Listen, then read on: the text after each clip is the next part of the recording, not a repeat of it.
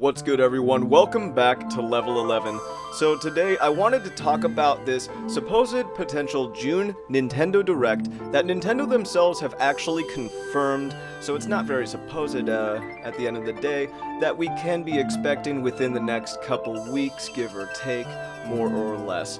I personally do believe it will be 6 days from today, as of the recording of this video, on June 5th of 2024. I think it's going to be the 11th. That's my personal guess. Let me know yours in the comments down below.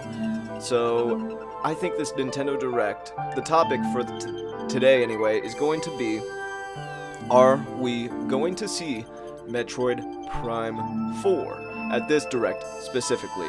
Not about whether we'll get a release date, not about whether or not the game comes out this year, whether it's Switch 2 or whatever. I mean, I'll be bringing some of that into my reasoning here when it comes to my answer, and I'll just get right into it. My answer to that question, will we see Metroid Prime 4 at this next Nintendo Direct? My prediction is yes. I do think it's time.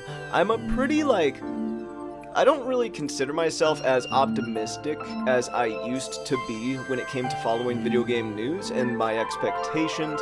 However, I do think that it is finally time to see something. Even if it's just a teaser or a title card that has the subtitle for the game, I picture Nintendo going about this in such a way where it's like, okay, so we have Metroid Prime 4, it's coming out, it's finally getting to the point where we are going to release it, and this time it is going to live up to the standards that we have, because last time that happened, we just did not let it happen, and we told everybody.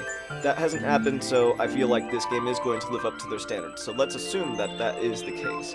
And let's assume that alongside that, based on the timing, and based on past decisions Nintendo has made for their business, in which they've been in similar situations, I do think Metroid Prime 4 will be cross-platform as a release. I think it will release on the Nintendo Switch, and I think it will release on the successor as well. So the question then becomes, will they release on the same day and date? The Switch 1 and the Switch 2 versions of the game. And the answer to that, I don't know. I would like to think so, since that's what they did with Breath of the Wild for the Wii U and Nintendo Switch. However, they did not do that for similar situations, not identical situations, but similar situations, such as Twilight Princess releasing on the GameCube and Wii, or say even Super Smash Bros. For 3DS and for Wii U, the 3DS version, releasing first. But let's say, hypothetically, that they were to do a day-and-date release for both the Switch 1 and Switch 2 versions.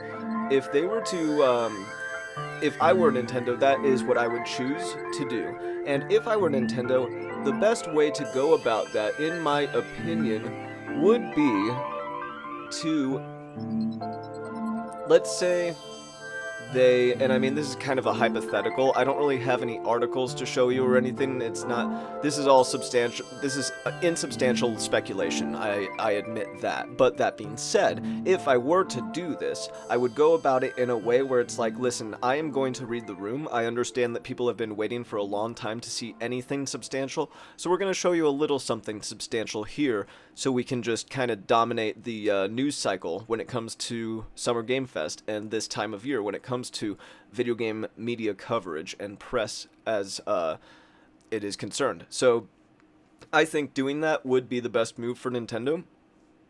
I do think they can refrain from giving a release date if they want to.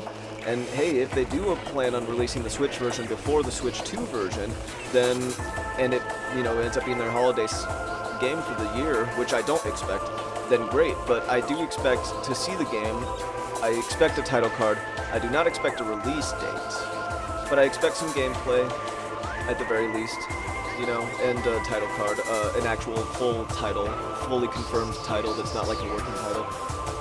And, you know, I think that covers my thoughts personally. I do think that we're going to see a little bit of it. I think that if they were to go about it in a way where it is the same day and date release, they would go about it in a way where they don't mention that it's for Switch 2 yet when they unveil it for Switch 1. Just show off the Switch 1 version of the game at first, and then when you unveil the Switch 2, show that as one of the games that's included. Kind of just handle it basically the same way that they did with Breath of the Wild for the Wii U and Switch. I know it's not exactly the same scenario in the sense that the Switch has a much larger user install base than the Wii U did. So maybe they even have financial incentive to release Metroid Prime 4 before the Switch 2 version, like with that in mind. You know, maybe they release it on the Switch 1 first because it's got a bigger install base. You know, that wasn't really the case for the GameCube even when it comes to Twilight Princess. I mean, so anyway, that's kind of the general gist of my thoughts. I think it is finally time to see this game as soon as next week, you guys, which is pretty exciting to me personally. But you know, I'm okay with kind of throwing my hat in the ring and trying to be optimistic for once, because if not, hey, you know what? Whatever, shame on me. But hey, we'll see what Nintendo has to offer soon enough, and maybe they bust out an unexpected big gun in the form of Hollow Knight Silksong. One can only hope. But anyway, that's enough of me being, you know, unrealistically dreamlike. I'm gonna go return to reality now.